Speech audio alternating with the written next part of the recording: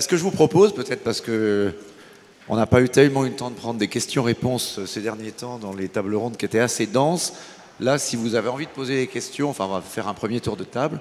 Peut-être serons-nous ravis de vous donner la parole. Jean-François Martin, donc peut-être pour commencer, expliquez-nous, alors qu'on est ici à l'invitation aussi d'Anne Hidalgo, tribune co-organise avec la mairie de Paris cette manifestation. On a voulu choisir comme thème inclusion, résilience et innovation sociale parce qu'on s'est dit, parler que de la Smart City, des technologies, etc., ça finissait un peu par saouler les gens et on avait l'impression de vivre que dans un univers où on se balade avec notre smartphone. Il y a quand même la vraie vie, la vie réelle, la vie des gens. Et le sport, finalement, dans ce sujet-là, c'est l'une des expressions du vivre ensemble, de la rencontre avec les autres.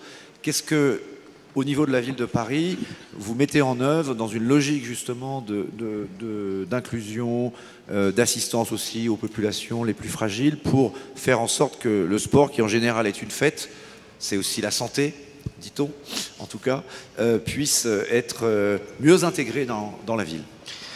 Merci beaucoup, Philippe.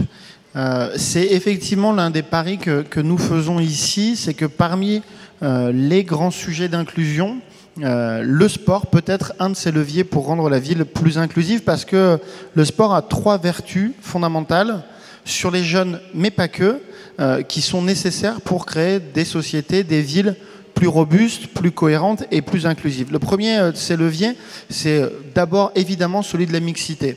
Dans un club de foot, de basket, il y a une mixité, il n'y a pas de frein à l'entrée, il n'y a pas de frein culturel, il y a une ouverture a priori au plus grand nombre qui permet à tous les enfants, où qu'ils vivent dans Paris, de pratiquer à peu près tous les sports. Étant entendu que sur ce sujet-là, il y a des sujets qui ont progressé, notamment la question de la féminisation des pratiques sportives, où parfois les clubs pouvaient il y a quelques années être moins accueillant pour les filles qu'il ne l'était pour les garçons. Je crois qu'on sort d'une décennie sur laquelle la culture même du monde sportif a changé et que désormais, chaque petit Parisien peut trouver des copains, des amis qui sont peut-être pas dans son école, peut-être pas dans son immeuble, mais avec qui il va partager d'autres aventures de vie et donc construire d'autres relations et un autre rapport à la cité. Deuxième vrai levier que le sport est capable d'apporter pour une ville plus inclusive, c'est évidemment le levier éducatif. Non seulement le sport en tant que tel, la pratique d'un sport en club est un levier d'éducation au savoir-vivre, au vivre ensemble, à l'apprentissage de règles, de normes, de codes, évidemment. Deuxièmement, on s'est aperçu, notamment dans les dispositions de classes à horaire aménagé sport, c'est-à-dire des classes qui permettent à des enfants qui ont des bons résultats sportifs de faire moitié du temps du sport, moitié du temps leur parcours scolaire classique, qu'ils avaient en fait des meilleurs résultats scolaires et que le sport pouvait même être, la pratique du sport pouvait même être un levier de réussite éducative et qu'il faut le soutenir en tant que tel. Mais aussi, pour être honnête, on a mené des expérimentations dans des quartiers populaires qu'on est en train de déployer avec des clubs sur justement un lien plus fort entre réussite scolaire et sport avec des dispositifs comme ce qu'on fait dans le 18e arrondissement avec un club qui s'appelle le Paris Basket 18 et qui fait soutien scolaire puis entraînement pour des filles de la Goutte d'Or, essentiellement très souvent d'ailleurs des jeunes filles issues de familles monoparentales. Et le programme il est extrêmement intégré, c'est-à-dire que les filles sont prises en charge par le club après l'école qui fait le soutien scolaire. Une fois que les devoirs sont faits, on va à l'entraînement. Si les devoirs ne sont pas faits, on ne va pas à l'entraînement.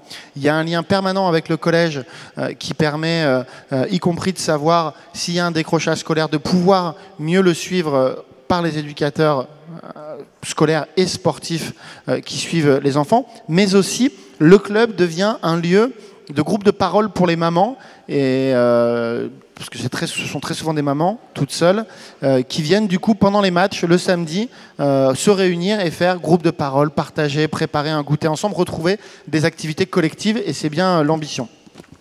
Et puis il y a plein d'initiatives comme ça. Il y a dans le 20e le Paris Foot Club qui fait la PFC Academy et qui permet aux gamins qui sont au PFC dans le foot d'arriver à presque 100% de réussite au baccalauréat avec le même genre de dispositif. Donc le sport peut même être un vrai levier de soutien scolaire.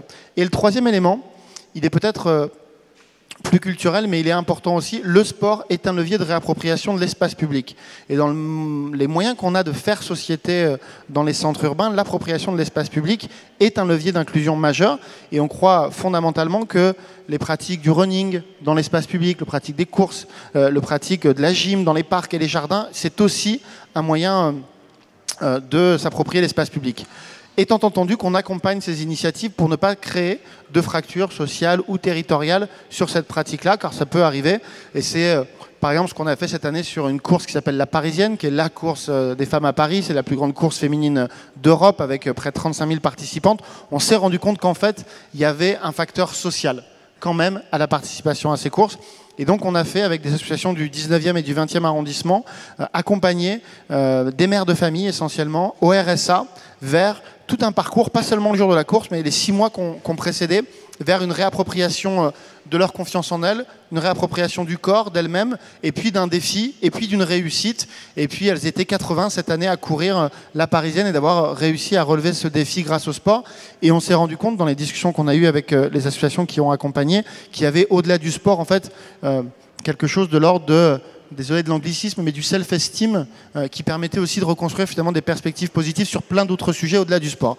Donc il n'y a pas de grande vérité, il n'y a pas de baguette magique, mais il y a toutes ces sommes d'initiatives, public par public, territoire par territoire, qui permettent de faire du sport un moyen de faire société. Merci, on va prolonger tout à l'heure la discussion.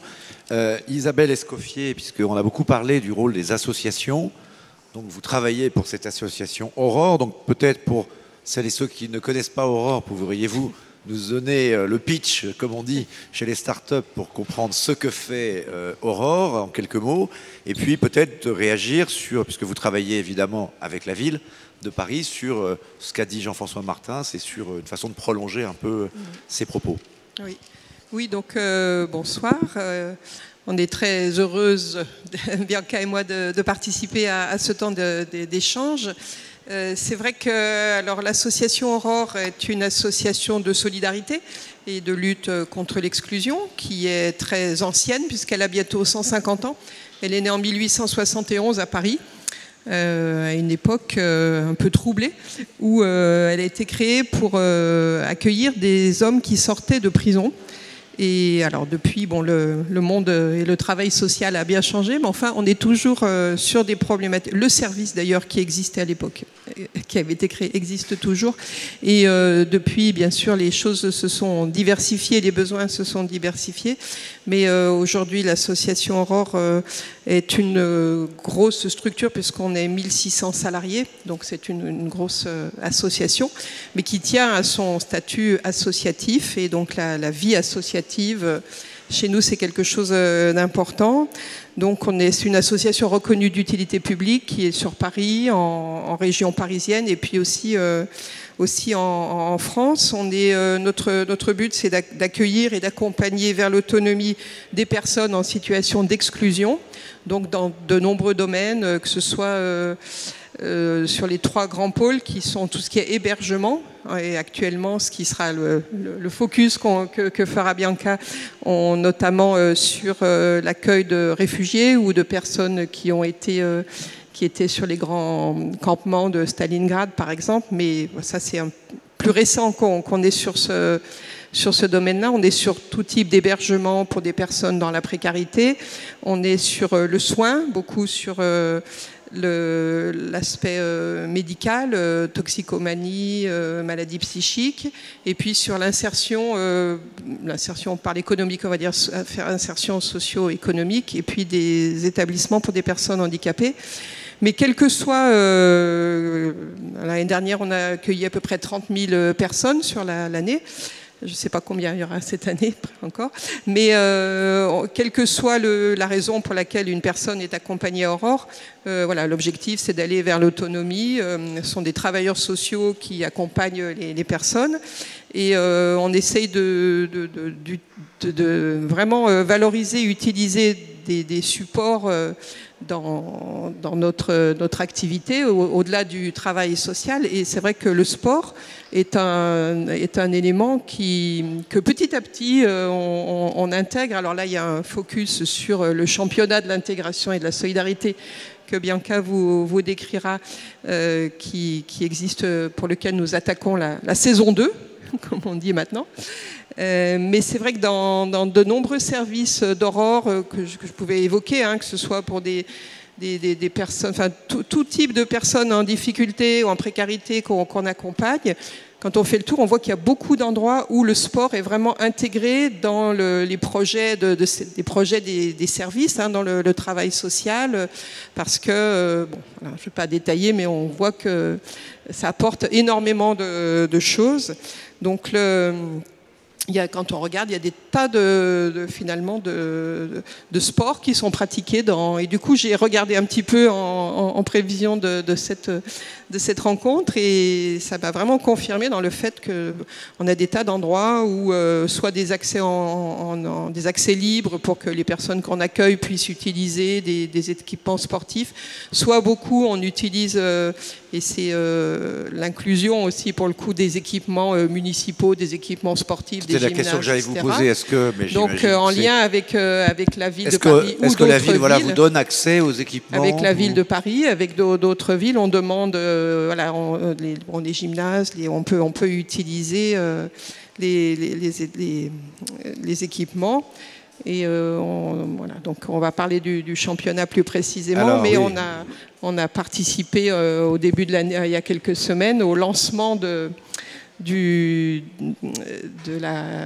CIO, de la candidature de Paris aux Jeux Olympiques. On va en reparler dans une deuxième partie de la table ronde. Alors on va entendre effectivement Bianca Gomez, vous êtes chargée du championnat de l'intégration et de la solidarité. Qu'est-ce que c'est?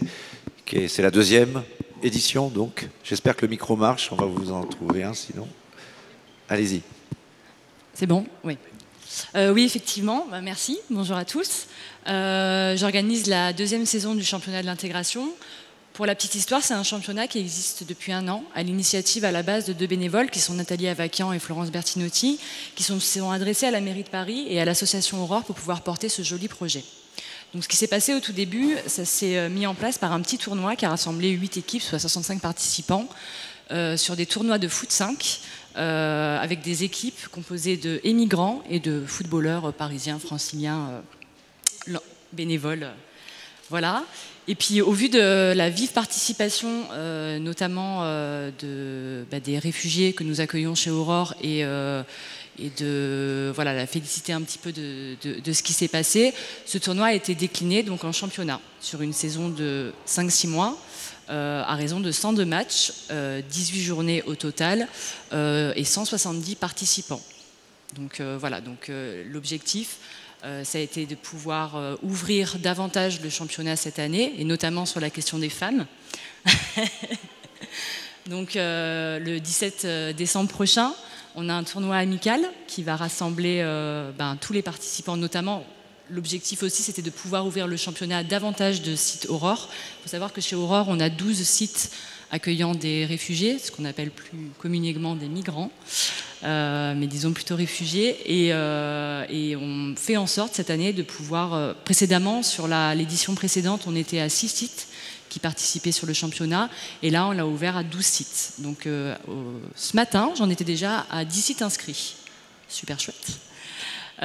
Et l'objectif aussi, c'est donc de pouvoir ouvrir ce championnat, notamment d'avoir une division féminine, pas juste sur la fin du championnat, mais tout au long du championnat, ce qui va résulter donc tous les samedis, parce que le championnat a lieu le samedi au centre Urban Soccer de la Porte d'Ivry, c'est d'avoir un 6e terrain alloué intégralement à la division féminine. Voilà notre objectif de cette année, et de pouvoir les coacher, et peut-être de créer un championnat uniquement féminin, pourquoi pas l'an prochain ou à la fin de l'année.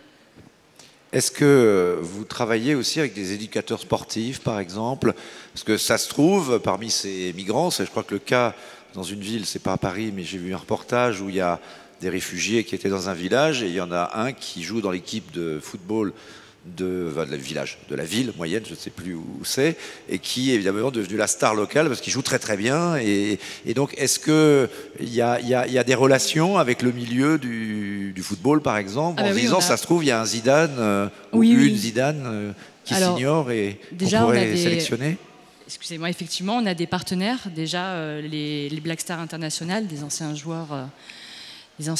Et puis le Paris FC qui régulièrement invite nos équipes lors de leur match à demeure sur des petits challenges lors des mi-temps. Donc c'est des petites choses comme ça qui fonctionnent assez bien. On a été à la fan zone l'an dernier également. Je rebondis sur le gala organisé par la ville de Paris en octobre dernier. Et en termes pragmatiques terrain, on a donc les joueurs bénévoles franciliens. On a tout type de profil et notamment, ça peut être des joueurs professionnels, des joueurs amateurs, des coachs. Et d'ailleurs, je cherche un coach pour ma division féminine. On lance un appel au coach pour l'association Aurore. Donc oui, effectivement. Et sur d'autres projets Aurore, pour rebondir, on travaille avec d'autres associations sur l'inclusion par le sport et on a des éducateurs sportifs qui encadrent certaines activités. Tout à fait. D'accord, merci. Des arbitres. Oui. Merci beaucoup. Magali Thibault, pour continuer avec vous, donc vous êtes, je l'ai dit, en charge de l'autonomie des personnes au Conseil départemental de Seine-Saint-Denis. Et vous travaillez donc dans ce département qui est dit parfois difficile, en tout cas dans lequel il y a des poches de pauvreté importantes. Vous travaillez sur un projet de sport handicap qui est en convention avec la ville et qui s'intègre aussi, on va en parler, dans le cadre de tout ce qu'il faut faire dans la candidature pour les JO 2024 pour démontrer que le sport est intégré finalement dans une politique d'inclusion, justement d'inclusivité. Racontez-nous ça. Oui, effectivement. Donc, c'est vrai que plus près, tout petit peu plus le près. département de la Seine-Saint-Denis a pris un engagement fort, c'est celui de l'égalité territoriale, et notamment à travers la pratique du sport pour tous, donc pour personnes valides, mais aussi en situation de handicap. Et l'analyse qu'on a pu faire ces dernières années, notamment dans nos établissements médico-sociaux, c'est certains freins que pouvaient avoir des établissements, souvent par manque d'ingénierie, par manque de formation des éducateurs dans les établissements. Et du coup, on a pu être interpellé par l'association des établissements des domaines Emmanuel sur un projet au début d'ESAT, donc d'établissement d'aide par les travail pour travailleurs handicapés, sur un de nos terrains situés sur le parc départemental de la Motte à Bobigny, qu'on a pu vraiment retravailler, et c'est aujourd'hui le projet qui porte le nom d'un pôle sport et handicap qui serait un espace réservé pour la pratique sportive partagée, donc pour les personnes valides, mais aussi pour les personnes en situation de handicap, handicap physique, mais aussi handicap mental et psychique. On sait que la fédération handisport mène beaucoup d'actions. Souvent, le handicap mental et psychique, la pratique du sport est beaucoup plus difficile puisqu'on connaît moins, notamment autour du handicap psychique, l'adaptation de certaines pratiques sportives.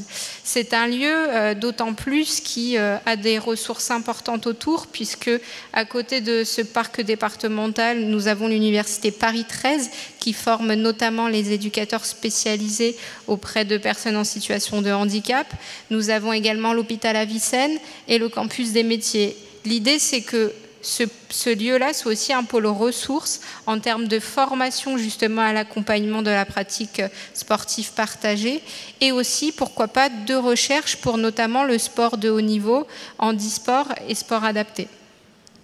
La question du rapport au corps va évidemment, on y pense évidemment quand on pense au sport.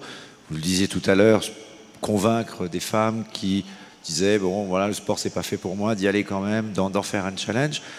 Dans le cas des handicapés en particulier et des personnes à mobilité réduite,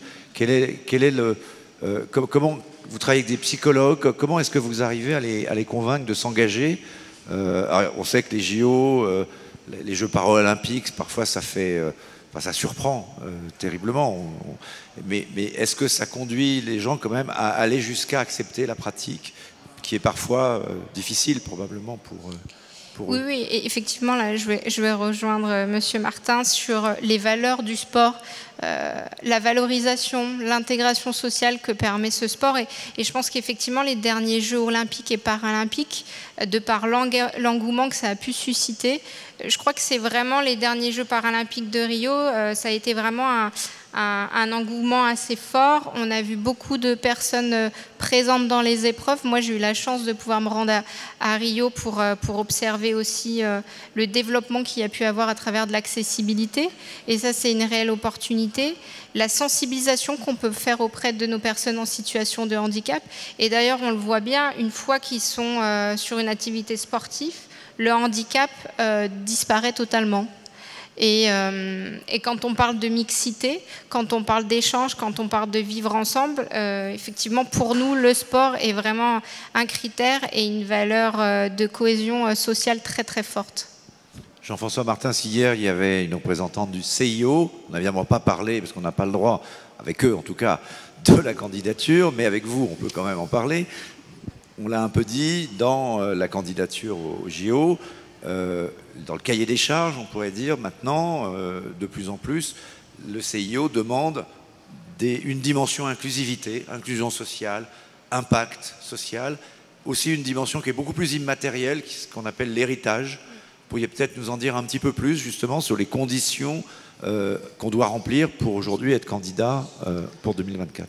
Alors le CIO a effectivement dans son nouvel agenda de réforme qui s'appelle l'agenda 2020, demander aux villes d'appuyer et d'insister sur l'héritage que les Jeux peuvent laisser à long terme. Mais au-delà de la demande du CIO, le choix de Paris 2024, c'est-à-dire de la ville, mais aussi des départements, des communes et des territoires de Seine-Saint-Denis, de la région, de l'État, c'est justement de démontrer que ces Jeux Olympiques, c'est pas simplement, et en l'occurrence nous, ça ne sera pas de construire des bâtiments comme souvent l'héritage des Jeux Olympiques ont été perçus. On avait fait X nouveaux salles, X nouveaux équipements avec des malheureux exemples comme Athènes où on a laissé des éléphants blancs.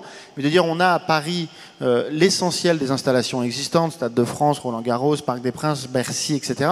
Et on va pouvoir se concentrer sur un héritage plus immatériel en matière de politique publique. Et comment le sport peut devenir un vecteur d'inclusion sociale avec un certain nombre d'enjeux. Le premier, c'est la résorption des inégalités territoriales, notamment entre Paris et la Seine-Saint-Denis. Les deux moteurs de cette candidature sur les deux départements les plus jeunes, les plus cosmopolites de la région, mais aussi où malheureusement se cristallise encore un certain nombre d'inégalités.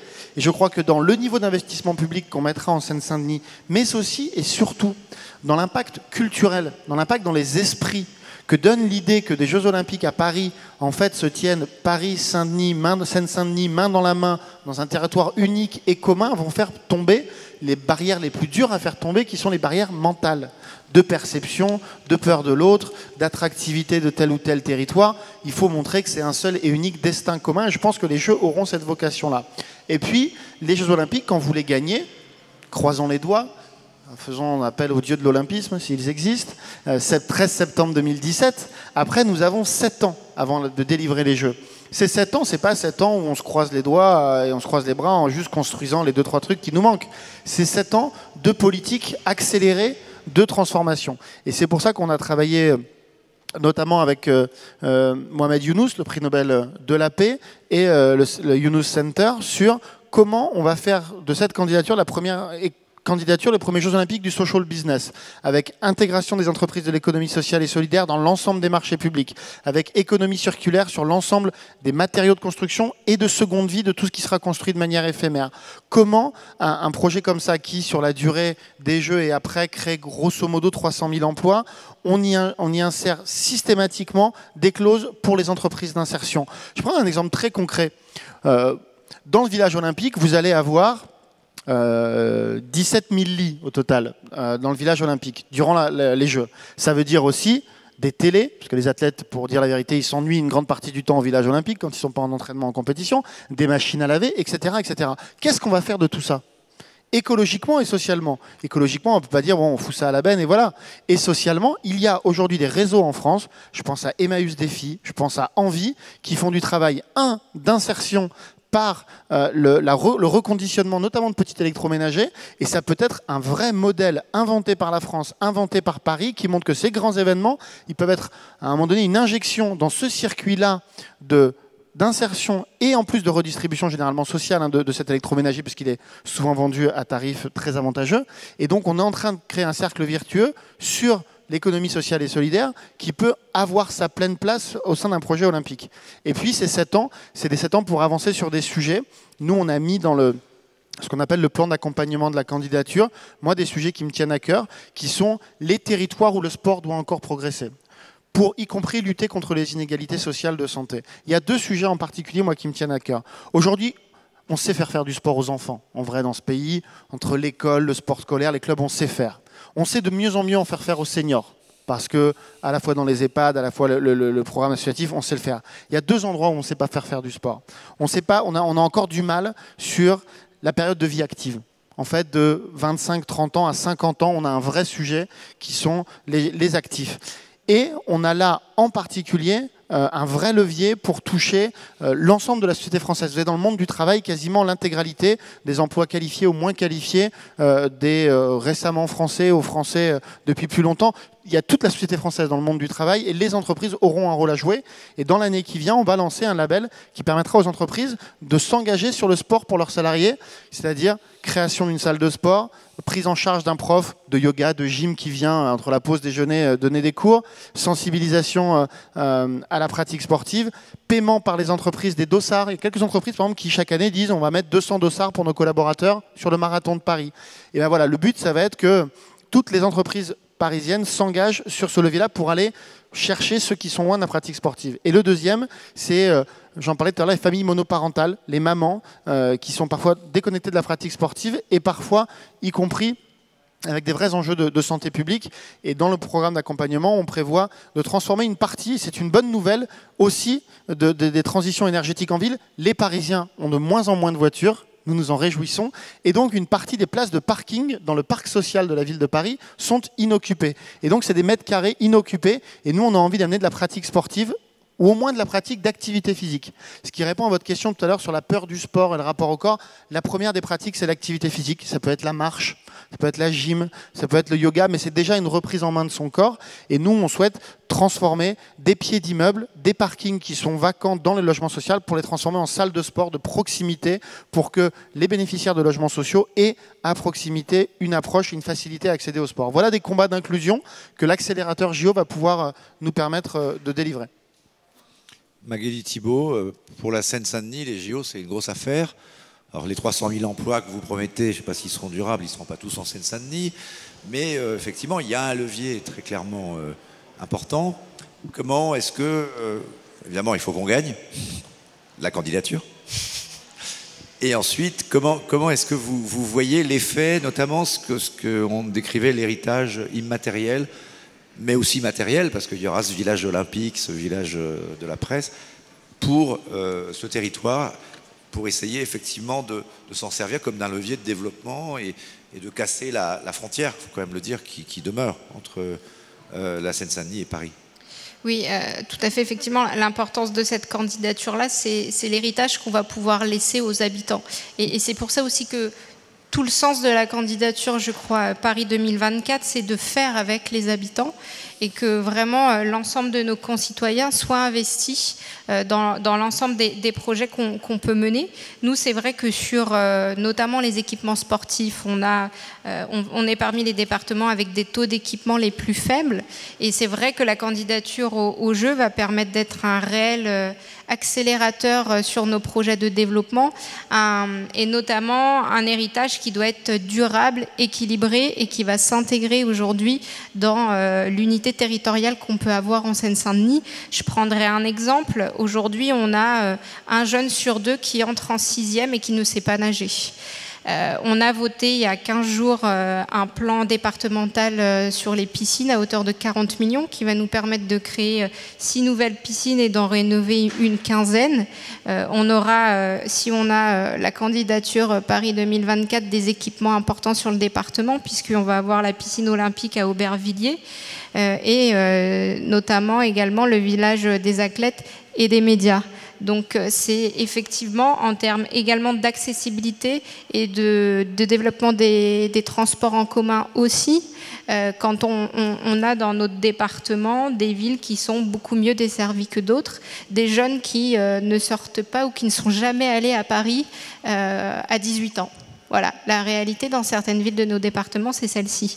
Donc c'est vraiment quelque chose de vraiment primordial pour nous.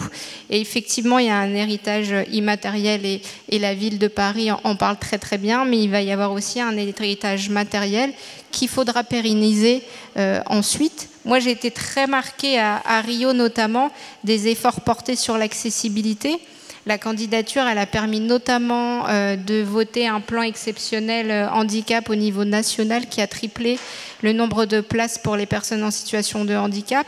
Et en termes d'accessibilité des lieux publics, on est passé de 18% en 2009 à 65% en 2015. Donc c'est aussi des exemples, je pense, à suivre pour, j'espère en tout cas, la Seine-Saint-Denis, Paris et sur la région Île-de-France. Pour l'association Aurore, je ne sais pas laquelle d'entre vous veut répondre. Alors, les JO, c'est loin, peut-être pour vous, mais on voit bien que c'est un levier, effectivement. Est-ce que, au-delà de la question des JO, le sport, vous le disiez, de plus en plus est pris en compte dans l'insertion, dans l'accompagnement des populations? Est-ce que vous pourriez prendre d'autres initiatives que ce championnat? Est-ce que vous avez d'autres idées en tête? Un grand championnat, réfugiés, cadres actifs, lancé avec la ville de Paris. En tout cas, ce qui est sûr, c'est pour créer une distorsion. Ce qui est sûr, c'est que quand on voit quand une politique publique, quand on voit qu'il y a de l'offre qui est mise en place, ça répond sur le terrain. Ça répond, et nous on le voit, y compris, bon, je parlais des personnes qu'on accompagne qui sont dans la précarité, qui pour certaines, il y a des gros problèmes d'addiction, il y a des problèmes assez forts. N'empêche que quand il y a une offre sportive, notamment, il n'y a pas que ça, on est essentiellement des travailleurs sociaux, donc, et je ne vous dis pas que tous les éducateurs ou assistantes sociales jouent au foot, etc. Mais quand il y a vraiment une offre sportive, on voit, ça fait de l'effet sur le terrain, c'est-à-dire que les gens s'en saisissent, et donc c'est vrai que ça encourage à développer. On a vu, on a fait des matchs avec des femmes, un petit peu les profils que vous évoquiez, ça a été une révélation pour elles de dire ça y est, maintenant moi j'ai découvert le foot, j'ai envie de jouer au foot, qui se sont inscrites dans un club. On a des personnes traditionnellement dans des secteurs où les gens sont pas mal en difficulté, qui après avoir eu entre autres des pratiques sportives se sont tournés vers ces métiers-là et sont devenus pour certains éducateurs sportifs. Donc il y a des choses qui effectivement quand une politique, quand on décide et qu'on fait une offre à des personnes, voilà, les gens s'en saisissent. Et c'est vrai que dans l'aspect de mixité, quand vous avez sur le terrain, nous les bénévoles franciliens, effectivement, et puis les migrants, quand ils ont tous leur chasuble, vous savez plus qui est le migrant, qui est le réfugié, enfin qui est le réfugié et qui est le bénévole francilien. Et ça c'est quand même très fort et les gens le ressentent aussi, quoi. Donc on voit qu'il y a, avec le sport, il y a quand même quelque chose qui se passe qui ne se passe pas forcément avec d'autres. Pour nous, c'est vrai que c'est un outil important. On l'utilise et pourquoi pas effectivement développer cet outil. Là, on n'est qu'à notre saison 2, mais de toute façon, je pense que même maintenant, si on arrêtait auprès de nos collègues qui, sur le terrain, dans les centres d'hébergement, si on leur avait dit qu'on ne faisait pas de saison 2, je pense qu'on aurait... Voilà, et ils n'auraient pas apprécié parce qu'ils ont vraiment vu l'avantage que ça procure. Donc, on va y aller progressivement, mais c'est sûr qu'évoluer ensemble sur des propositions, on est partant. Le développement est toujours possible. C'était déjà le cas l'an dernier, c'est le cas aujourd'hui et ça le sera demain. Ce que j'ai envie de dire aussi, c'est qu'effectivement, par le sport, on se redécouvre soi-même, on redécouvre l'autre. Donc dans une période sociale où la peur de la différence fait toute l'actualité, ces joueurs qui sont sur le terrain, que ce soit des réfugiés, que ce soit des Parisiens, que ce soit des Lyonnais, peu importe, que ce soit des cadres sup, que ce soit... la différence, elle n'existe pas et ils portent en eux les vraies valeurs qu'on essaye tous de diffuser et de promulguer et qu'on fait peut-être pas de la bonne manière. Voilà. Mais tout ça pour dire que oui, on peut développer des choses et moi, je suis déjà dans l'optique, on parlait d'entreprise.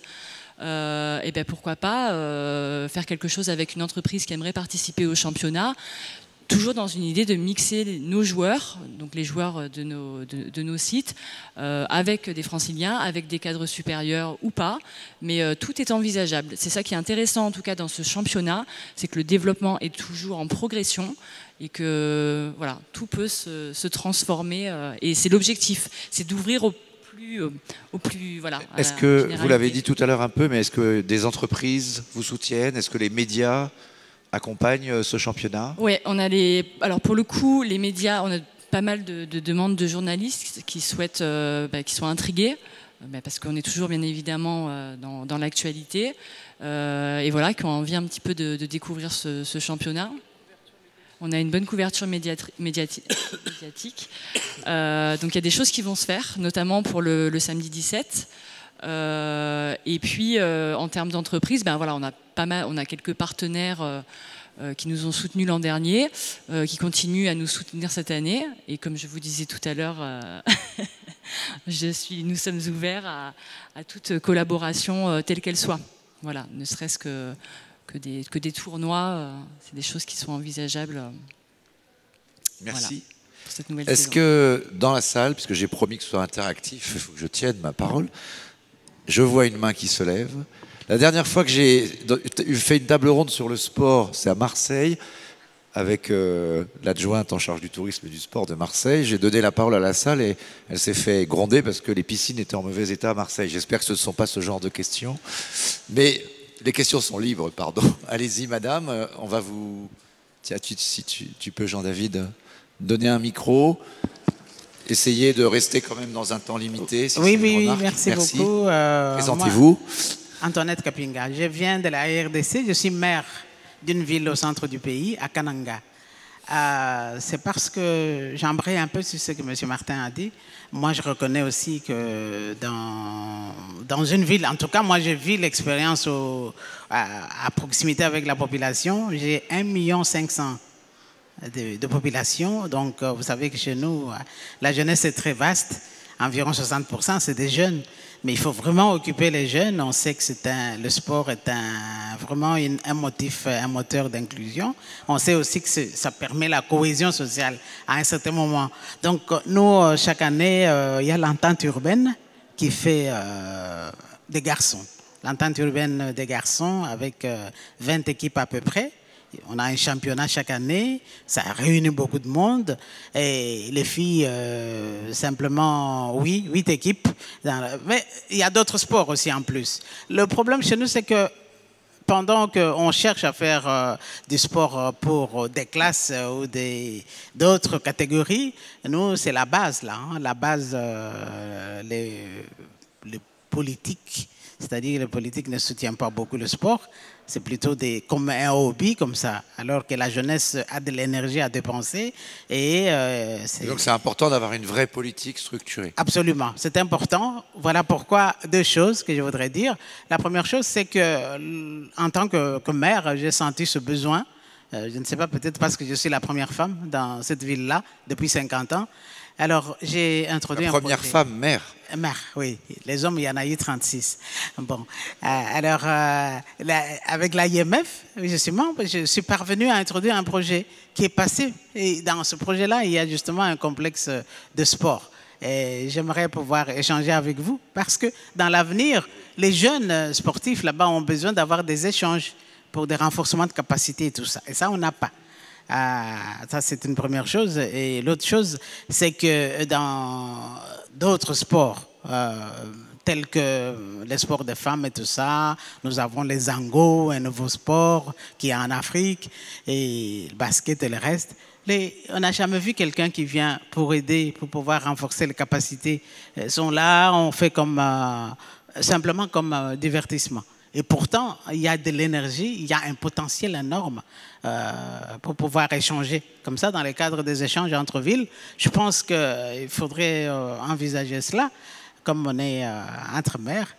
Une fois, ne fût-ce que pendant le congé, une équipe de football peut venir, un arbitre peut venir et nous aider. Les enfants, je dis les enfants, ils sont demandeurs. Et je pense que c'est pour ça que ça m'intéresse fort de venir parler d'inclusion par le sport. Et c'est une réalité chez nous et nous sommes vraiment demandeurs pour pouvoir faire des échanges. Merci beaucoup, Madame la maire. Jean-François Martins va peut-être vous dire « OK pour la coopération, le rendez-vous est pris ». Bon, moi, je réponds à sa place, mais il vous le dit. Il y avait une autre question là-bas et d'autres peut-être. Allez-y, n'hésitez pas. Catalina Duque-Gomez, secrétaire générale de l'association Citego, Cité Territoire Gouvernance. C'est une question, vous avez évoqué très rapidement le lien entre sport et santé. Et aujourd'hui, notamment quand il y a des préoccupations liées à la qualité de l'air, la question des inégalités liées à la qualité de l'air est très importante. Quelle est votre réflexion à ce sujet ? Parce que bien évidemment, là où on place certains équipements sportifs, ce n'est pas forcément les endroits où la qualité de l'air est la meilleure. Donc, comment vous menez, quelle réflexion vous avez, quelles sont les démarches que vous avez envisagées pour que justement cette question de santé et sport soit réelle et pas plutôt contre-productive? Très bonne question. Alors. Excellente question. D'abord, on règle le problème de la pollution de l'air. On bannit le diesel, on lutte contre les particules fines, on lutte contre les véhicules polluants. C'est ça le sujet. C'est-à-dire qu'on aura beau faire ce qu'on veut, les gens ils courent dans les parcs, les gens ils courent le long de la Seine. D'ailleurs, on remarque que les Parisiens, alors, désolé, on va revenir sur des questions de data, mais on a analysé l'ensemble des données produites par les coureurs sur les applications. Vous savez, les applications de running, les Runtastic, Nike+, etc., etc. On a agrégé toutes ces datas et on a demandé où est-ce que les gens courent. Et en fait, d'abord, intuitivement, par exemple, les gens courent dans l'espace public, là où il y a des poches de respiration, le long des canaux, le long de la Seine, le long des parcs, où on sait qu'il y en a une qualité d'air évidemment meilleure. Mais le premier sujet, c'est de régler la question de la qualité de l'air. Il n'y a pas d'autre solution. Dans la zone urbaine dense, de toute façon, la vérité, c'est que à quelques centaines de mètres de l'un de l'autre, la qualité de l'air, elle est identique. Le périmètre de qualité de l'air à Paris, c'est l'A86. Donc, vous voyez, c'est un grand périmètre qui va au-delà de Paris. Donc, le sujet, c'est de régler la question de la qualité de l'air à Paris avec les mesures prises par la maire dans le plan de qualité lutte contre la pollution. Cependant, là où il faut, je dis attention quand même à ne pas utiliser l'argument de oui, mais c'est presque plus dangereux de faire du sport avec ce qu'on respire que de ne pas en faire. Il y a une Cochrane Study, donc c'est une étude épidémiologique sortie par des Hollandais la semaine dernière sur le ratio entre faire du sport en ville, le nombre de jours perdus à cause de la qualité de l'air versus le nombre de jours gagnés, et ça reste un rapport de bénéfice-risque très très favorable. Ça ne doit quand même pas nous inciter à ne rien faire sur la pollution de l'air, c'est la priorité des priorités. Mais il n'y a pas aujourd'hui, le fait de pratiquer le sport reste plus favorable. Et alors je dis juste sur ce sujet-là, moi je fais preuve de prudence sur la question du sport santé parce que tout un certain nombre de publics, notamment là où on a des inégalités sociales de santé, il y a un vrai frein à la pratique sportive, derrière laquelle il y a une idée de compétition, d'affrontement, de performance, etc., sur des publics et des populations qui ne veulent pas être dans cet état d'esprit. Et donc, il faut aller glisser tout doucement, malgré tout, sur d'abord du plaisir, du ludique, du simple, du récréatif, et de la pratique d'activité physique. C'est par exemple, nous, le pari qu'on fait sur les EHPAD, donc les maisons de retraite, c'est la pratique de la marche. Le premier enjeu de la lutte contre la sédentarité, c'est la marche. La marche, qui a une vocation et de santé, et en plus, là encore, de réappropriation de la ville. Et on crée des groupes de marche autour des maisons de retraite pour que les personnes âgées ressortent, reprennent possession de la ville et qu'en même temps, ils marchent sans avoir l'impression de faire du sport. Si on dit aux gens, allez, mettez vos baskets, mettez votre short, vous allez transpirer, il y a une barrière tout de suite qui se crée, qui peut être très compliquée à dépasser. Donc il faut retrouver une pratique simple et ludique de l'activité physique avant même de parler de sport. J'ai rajouté un mot pour faire de la pub à un copain qui a lancé une application, on parlait de la smartphone télécommande de la ville, ça s'appelle Plume. Plume Air Report, il fait ça dans toutes les villes du monde, c'est le Uber de la pollution de l'air, on va dire. Et ça vous dit, en temps quasi réel, le niveau de la pollution dans la ville. Alors vous avez raison, ça ne donne pas le niveau de précision de savoir si dans le corridor écologique que devrait être, selon Anne Hidalgo, la Seine débarrassée des voitures, peut-être plus tard, mais qui pourrait le devenir, mais dans Paris. Et ça permet quand même d'avoir une information. En ce moment, la pollution est forte. Voilà. Donc ça vous donne il y a des éléments d'information qui permettent, et vous avez raison, le sport, il faut quand même faire attention quand il y a beaucoup de pollution, ils le disent. Est-ce qu'il y a d'autres questions? On termine. Une, deux, oui, pardon madame, allez-y, on va vous apporter le micro. Et on me dit qu'il faut qu'on... Non, on arrête. Donc ça sera la dernière question, madame. Allez-y. Ok, moi je suis madame Fatimetou Abdelmalek, je suis maire d'une commune de Mauritanie. Je dispose au niveau, on n'est pas comme en France, moi je suis présidente d'un club de foot de ma commune, donc c'est un des meilleurs clubs en Mauritanie. Un des axes importants, des axes prioritaires de ma commune, c'est encadrement et appui des jeunes. Et un sous-axe de cet axe-là, si je peux m'exprimer comme ça, c'est d'encadrer les jeunes et de les orienter à faire du sport une vocation. Nous visons à travers cela un peu pour que les jeunes ne versent pas dans la délinquance, ne versent pas dans le terrorisme. Et pour ce faire, nous organisons chaque année, en dehors de la Coupe du Maire, nous organisons un tournoi au niveau des quartiers, des différents quartiers de ma commune, une compétition entre les quartiers qui se fait chaque année à l'occasion du Ramadan. Je ne sais pas si ça vous dit quelque chose, le mois de Ramadan. Et c'est toutes les familles, notamment les mamans, qui suivent un peu toute la nuit des jeunes en train de s'investir. Et au finish, les équipes gagnantes ont droit à des équipements sportifs, ont droit à des enveloppes pour les encourager. Et c'est une façon un peu d'intéresser les jeunes à faire du sport. Absolument. Donc le sport aussi comme moyen de lutter contre les risques de radicalisation. Voilà. Absolument, vous avez raison. Ma question, en fait, qu'est-ce qu'on fait? Parce que je suis en train de monter aussi un club de femmes pour la pétanque, parce qu'on s'est dit que c'est le meilleur sport pour les femmes. Vous êtes de Marseille Non, nous sommes de Tebrakzena plutôt. Alors, ma question, qu'est-ce qu'on offre justement au niveau de certaines communes justement à ces jeunes pour les intéresser? Moi, j'ai mon modèle à moi. Bien sûr. Oui. Qu'est-ce que vous avez, vous, comme modèle? Parce que les mamans aussi, quelque part, on les attire à travers ça.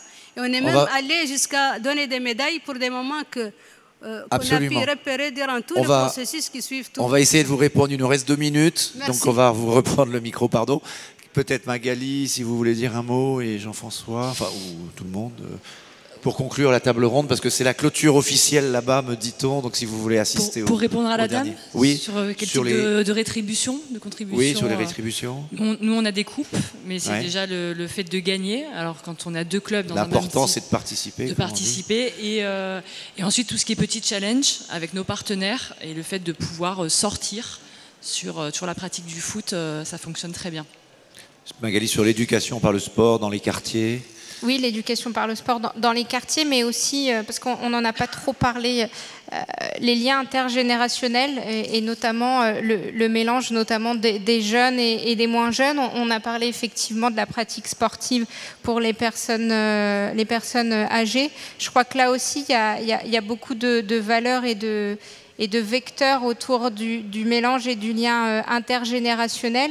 Et après, les contributions, moi je le comprends, mais c'est vrai que des fois aussi, on mène des activités où il n'y a pas de récompense, où il n'y a pas de contribution, parce que derrière, c'est pas le but, c'est pas le sens, et le principal objectif, c'est le partage.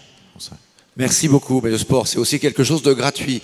Comme l'était ce formidable forum aujourd'hui auquel nous vous remercions d'avoir participé. Si vous voulez assister à la session de clôture, et je m'y rends très vite, c'est maintenant dans la salle d'à côté. Merci à tous, bravo à vous tous.